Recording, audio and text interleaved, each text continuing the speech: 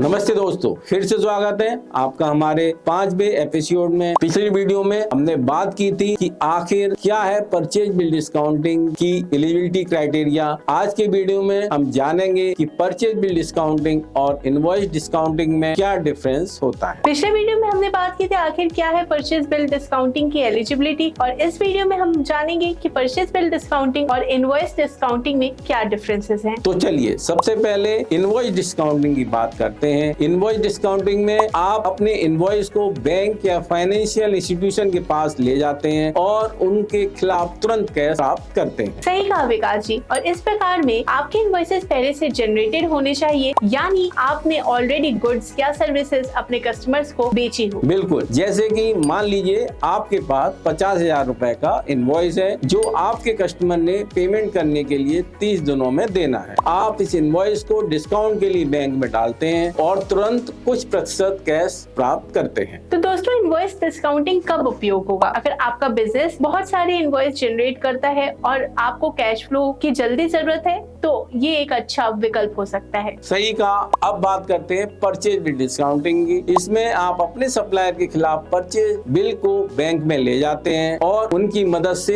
Cash प्राप्त करते हैं। अब आइए जानते हैं इन दोनों के बीच की डिफरेंसेस। सबसे पहले इनवॉइस डिस्काउंटिंग में इनवॉइसेस की जरूरत होती है, जबकि परचेज बिल डिस्काउंटिंग में आपको परचेज बिल चाहिए होता है। दूसरा अंतर है, इनवॉइस डिस्काउंटिंग में आप कस्टमर से पेमेंट की उम्मीद कर रहे हैं, जबकि परचेज बिल डिस्काउंटिंग में आपको सप्लायर के साथ ट्रांजैक्शन के लिए कैश मिल रहा है। आइए एक एग्जांपल लेते हैं। मान लीजिए कि आपका एक मैन्युफैक्चरिंग बिजनेस है। आपने 10,000 यूनिट्स का ऑर्डर दिया और सप्लायर ने आपको 5 लाख का बिल दिखाया। अब आप इस बिल को डिस्काउंट करवा सकते हैं। ठीक है, अगर आपको कुछ दिन बाद कस्टमर से 2 लाख का इनवॉइस पेमेंट मिल रहा है तो आप उस इनवॉइस को भी डिस्काउंट करवा सकते हैं। तो मतलब एक तरीके से आप कैश फ्लो में ट्रैफिक जमा को ठीक कर सकते हैं। अगर जल्दी कैश चाहिए तो दोनों ऑप्शंस का सही से उपयोग करें। तो दोस्तों, इनवॉइस डिस्काउंटिंग और परचेज बिल डिस्काउंटिंग में ये है की डिफरेंस। ये दोनों फाइनेंसिंग मेथड अपने अपने तरीके से यूजफुल हैं, लेकिन आपको बिजनेस की जरूरत के हिसाब से चुनना होगा। बिल्कुल सही कहा विकास जी। अगर आपको कैश फ्लो में परेशानी आ रही है और पेमेंट्स की जरूरत है तो ऐसे सही फाइनेंसिंग मेथड चुनें। अगर आपको आज का वीडियो पसंद आया तो कृपया लाइक, शेयर और सब्सक्राइब करना ना भूलें और हमें कमेंट में बताएं कि आप इस टॉपिक पर और वीडियो देखना चाहेंगे। धन्यवाद दोस्तों, मिलते हैं अगले वीडियो में कुछ और मजेदार जानकारी के साथ। और अगर आपको परचेज बिल डिस्काउंटिंग से रिलेटेड कोई फैसिलिटी चाहिए तो आप finance-seva.com के वेबसाइट पर विजिट कर सकते हैं या फिर आप कॉल कर सकते हैं 9863020202 पे।